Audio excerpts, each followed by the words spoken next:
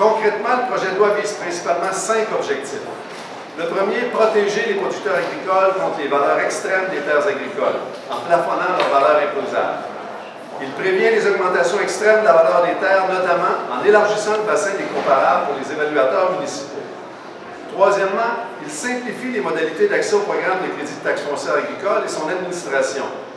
Nous réduirons des 2/3 les communications et les interventions annuelles entre le MAPAC et nos producteurs agricoles, où ça prenait cette année ou l'an passé 275 000 transactions entre les producteurs et les fonctionnaires du gouvernement. À partir de la réforme, ça va en prendre 75 000. Mon collègue André parlait de l'importance d'assurer la compétitivité de nos entreprises agricoles et je peux en dire autant que nos producteurs forestiers.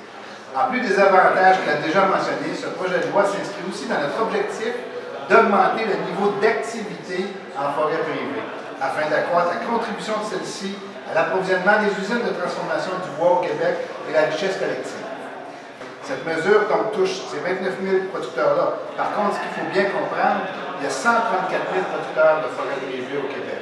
Donc, par rapport à cette situation-là, ça va donner même un levier pour les municipalités d'être vraiment en lien avec ces producteurs-là pour vraiment être incorporés dans cette dynamique-là. Le dossier des taxes foncières agricoles au Québec a fait couler beaucoup d'encre. Vous savez toutes les pressions que l'UPA a dû faire dans le passé pour se faire entendre dans ce dossier-là. Aujourd'hui, suite au dépôt de ce projet de loi-là, il y a les principaux éléments que l'UPA souhaitait voir modifiés dans le programme de soins. Tout d'abord, plafonner la valeur imposable des terres agricoles. Il y aura dans le projet de loi une méthode pour ce faire. M. Lamontagne en a brièvement parlé. Également, la levée du plafond sur les dépenses annuelles dans ce programme-là. C'était un des points importants qu'on demandait, c'est également le cas. Et le troisième cas, c'était sur le taux distinct pour le secteur agricole. À ce niveau-là, on a encore du travail à faire, mais le principe est toujours dans la loi. Le quatrième point, c'était sur l'eau boisée, de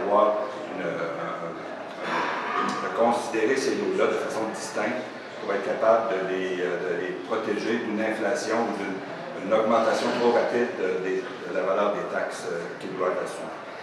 Faire des recommandations lorsque ce sera nécessaire. Alors tout ça pour nous, c'est des bonnes nouvelles. Puis encore une fois, je remercie M. Lamontagne, mais surtout son équipe, également, je devrais dire également son équipe, parce qu'il y a eu une très bonne relation de travail qu'on n'avait pas vu depuis longtemps là, entre MAPAC et l'UPA et les différents partenaires dans ce dossier-là pour en arriver au projet de loi qui est déposé. L'engagement que notre gouvernement avait pris, c'était envers les producteurs agricoles et puis envers les producteurs privés forestiers. Il y a eu un travail tout le long, depuis des mois et des mois, de toutes les équipes, que ce soit avec le monde municipal, avec l'UPA, tout le monde a travaillé ensemble, du point de vue technique et tout ça. Aujourd'hui, l'annonce du projet de loi, là, ça vise avec les gens avec qui on avait un engagement. Là.